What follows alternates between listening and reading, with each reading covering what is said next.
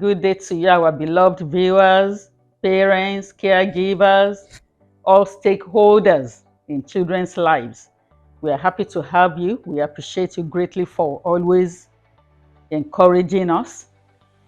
We've been addressing the issues that confront our teenagers. We did say that irrespective of upbringing, these are real life issues that will confront them. And we've been trying to make us aware of all this so that we can prepare them, help them, and support them as needful per time. We have had with us for the past 4 episodes our beloved mommy, highly experienced, in teenagers' affairs, as a retired educator and still a consultant of education, Mrs. Titi Akintemi. Thank you so much once again. Thank you. We appreciate greatly all you've been sharing with us. So we have talked about the changes that take place and the experiences that teenagers would definitely have. Physical changes, emotional changes, identity crisis, and crushes, and we've addressed all this. Now, there's something very, very important to me, ma'am, that I like to emphasize on for parents and all caregivers. And that is the importance of affirmation and validation to our children, even from their tender ages, okay? So that by the time they get to the teenage years, when they'll be confronted with all this, that affirmation would have, groomed them and prepared them. So, ma'am, what is affirmation? What is validation? And where is there a need for this? Yes, affirmation to know who they are, and validation to know about their own convictions and who they are. Like we said, it starts from home and very, very tender age. Adults and even children, at times they like to abuse. It can be physical abuse, maybe a child, has a big head or has a big nose. They start saying, see your head, see your nose. But the parents should say, that is why you are different, when it comes to you. That is why I know of a woman. She said she has a son, very brilliant boy, at young. They say, see the big head. And the boy was very rich. She said, tell them that is why you are brilliant. That is why you know more than them. So we need to work on our children to give them values. First of all, for them to accept themselves. Yes. When you accept, it may even be a child that is handicapped, physically handicapped. I have an experience. Well, the girl was brought up, there's something she did. It is you that will be having pity. But she doesn't pity herself. She sees herself as normal. Yeah. So at times people will make fun, but she doesn't touch her because she knows that mentally she is okay. So we need to start, even inculcate values. Family value, this is who we are. This is our values. Our values of integrity.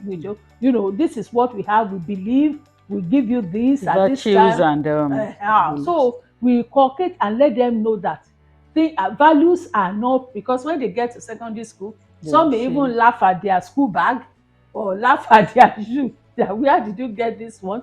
But they must know that is what my parents give me, and I'm very, very proud of it.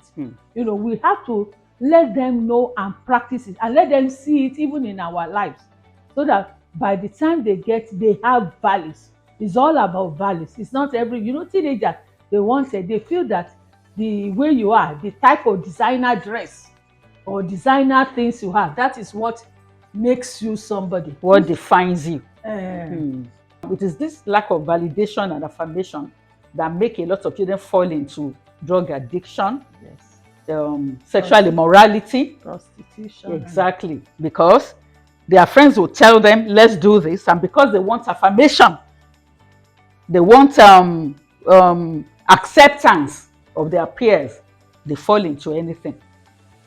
But those who have been brought up from home to know that you do not need anybody to validate you. You are this, you are that. And that affirmation must be an open one. One of our errors in parenting is parents might commend a child, maybe between parents. Michael is doing well. But they won't say it to Michael. So he doesn't even know what they believe about him. So it is very, very important. Openly validate your child. Openly affirm your child. Openly let them know that you are the best. Even the child who came last in class shouldn't be derided. See, what do you need? What don't you understand? Engage the lesson teacher. Tell him, I believe you, you are the best, I know you are intelligent. Don't say, you are ashamed, no.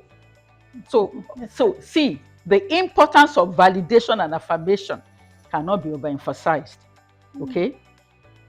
There was this case of a young girl who the parents, the way they talked to her, showed that they don't believe in her. They just didn't believe any good thing could come out of her. Yeah, what a pity.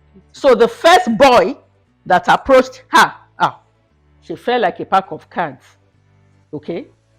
Until she got pregnant and couldn't, of course, you can be sure that such parents won't support her to go back to school. They rather make fun of her and say, yeah, go back to the village. You know, that kind of thing. And I want to implore fathers. Earlier on in one of the episodes, our mommy, based on experience, mentioned something and said, especially girls, they can easily fall. They can easily, be deceived. Yes. When you were saying that one boy could give 5 girls the same Valentine card and they will believe, he loves me, he likes me, So because of our nature as female, I plead with fathers, please take your daughter out on outings. Yes. Take her for dinner. Take her for lunch. So that when one riffraff comes and says, let me take you for dinner, what's the big deal? Yeah. You get what I'm saying? Yeah. So it is very, very important to build up our children emotionally, physically, to validate them, to let them know how important they are, how much we believe in them, how they can be better than they are now, how you have dreams, of a glorious life for them. Let them know your expectation and they will fall in line. Yes, like I said, it's all about values and it starts at home. As parents, we must give our children values and we must let them understand. Even up to now, I still talk to young adults, those who are getting married. If what you can afford is a 1-bedroom apartment, start from there. Yeah. We all started small, yes, and then you grow big. There's nobody that is big today that does not start small unless they want to cheat. So I come across a girl in one of the institutions. The father is a junior worker and they have a farm on the school. So when visiting this girl is a student of the school. He will take the farm produce out, for parents to come and buy. And then she's a student of that school, but she stays selling her father's corn and things that they produce. And when her friends ask her, well, you are not even ashamed. She said, what am I ashamed for? My father is not a thief.